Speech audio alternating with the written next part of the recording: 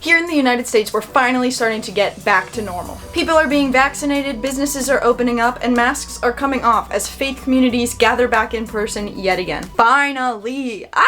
As you start making plans to gather back in person, you may be starting to wonder if you need to continue this digital ministry presence that you've worked on so hard over the pandemic. In fact, we would argue that your presence online is even more important now than it was before the pandemic. That's why today we are here to bring to you 4 website tips you need to implement today to make sure your faith community's website is ready for anybody to visit you in person, to visit you online. People are going to continue worshiping online and in person, so you want to make sure everything is really clear and easy to find on your website. My name is Sammy. I'm here with Digivangelism. We are here every single week, Tuesday morning at 9 a.m. Eastern Time, bringing you the latest digital ministry tips and trends. If that sounds interesting to you, I would encourage you to subscribe to our channel so you don't miss a single video we put out every single week. We would love to have you around. With no further ado, let's get started. The first area on your website that you need to pay attention to is where are your worship times held. You need to make sure your worship times are accurate and easy to find. If as you adjust to our post-pandemic life, you plan to change anything with your worship times, be sure to make it really clear when things are changing and have all of that information on your website so people can really find it easily. And if you're still trying to figure out whether you will go back in person completely and not have any digital aspects to your worship, we would recommend that you reconsider that, so that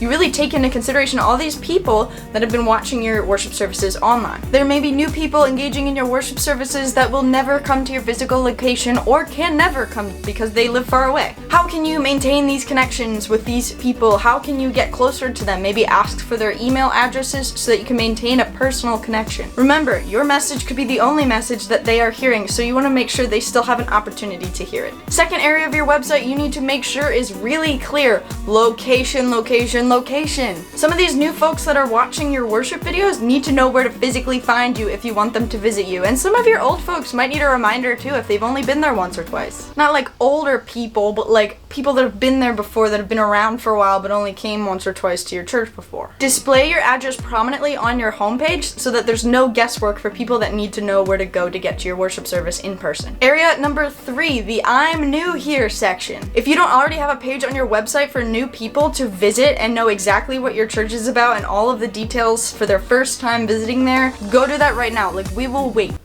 Seriously, I am waiting. Go, please. Here are some ideas of things you might want to include on that I'm new here page. How long is the worship service? What should visitors wear? What are other people wearing? How do they handle the parking situation at your community? Do you offer communion? If so, how does all of that work? Are there any specific things in the worship service that they should know ahead of time? What do their children do throughout the time? Is there coffee? Is it good coffee? You get the idea. If you need more ideas, ask someone who has never been to your church what questions they would have if they were coming for the first time and just wanted to feel comfortable. Website area number 4 that needs your attention today: a welcome video. This is a very thoughtful and loving task that you can do to care for new people that come to your community. What do they need to know ahead of time? Can you put it into a 2-minute, 3-minute tops video? Show your face in the video. Have the leader or other staff members engage in this video so people can get to know some of the leadership. Have them talk about the community itself. Have them welcome anyone that found them during the pandemic. Welcome people back in person. Just give potential visitors a better idea of what to expect when they come to your place of worship the first time. We actually made a whole other video about how to make guests feel welcome before they even arrive, so be sure to check that out if you need more ideas. Okay, that's it for today. Other than just celebrate how far you've come, please, let's look at a year ago, and many of us have advanced